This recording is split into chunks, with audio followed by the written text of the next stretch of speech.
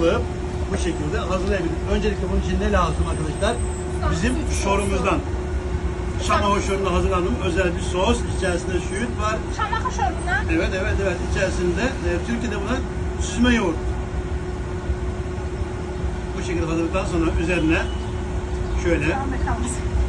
Çok karşı edirəm, mədəniyyətdən kənara çıxmayaq, beynimi attırmayaq, mənim boyun işimi görüm. Sürtüyorlar. Bu şekilde.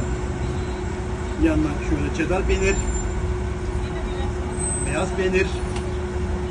Bir parça da buraya. Şöyle kaşar peynir. Oldu bir bizim yedik. Bunların hər biri bizə var. Hepsi var. Burada gelip bu ürünlerde alabilirler burada. Bu şekilde hazırlıktan sonra. İlfanımız Nərman Nərmanov. Metro çıxışında Ağa Neymətullah 174 BD Kafe Maniyali izləyiz. Üzerine bunu bıraktım. Bu şekilde Koy. tost makinesine. Sonra bunu nasıl servis edeceğim? Bunu da hazırlayalım yanına tekrar.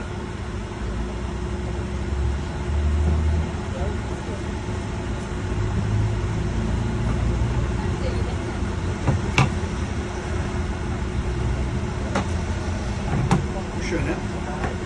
Yağ.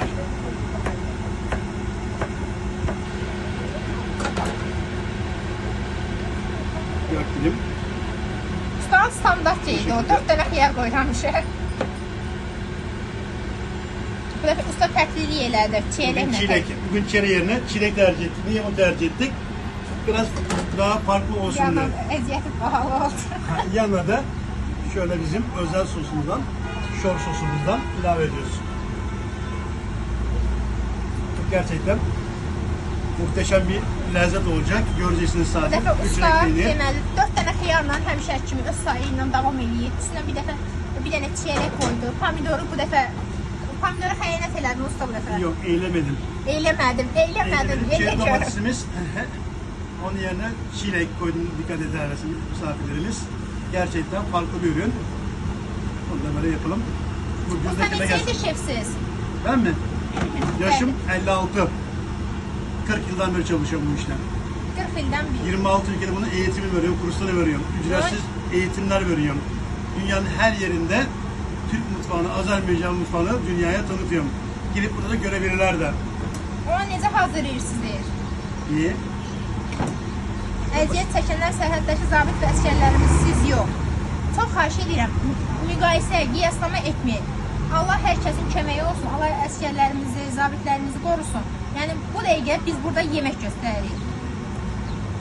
O sizin etdiyiniz bu dəqiqə müqayisə heç düzgün deyil ki, onların əziyyəti yəni heç sözlə deyiləsi Evet, belə deyil. askerlerimizin, şehitlerimizin, gazilerimizin hakkı hiçbir zaman biz ödeyemeyiz. Zəhmət çəkib pul qazansın. Əlbəttə ki, zəhmət çəkirik. Zəhmətsiz pul qazanan var məcəl?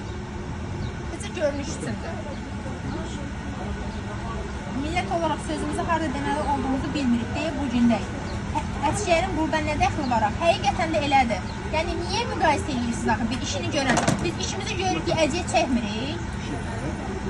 Qazilərin, şəhidlərin bu işə nə aidiyyəti var, belə olmazsa həqiqətən də elədir. Harada gəldi əsgər qazi ortaya salırsa, onların haqqı heç vaxt ödənməz ki, siz heç vaxt onları deyib qutaramazsınız. Onların haqqı ödənməz.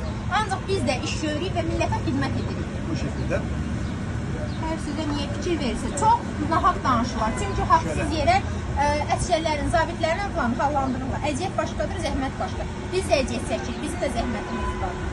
Söhbət əsgərlərlə, zabitlərdən getmir əziyyət deyən, zəhmət deyən.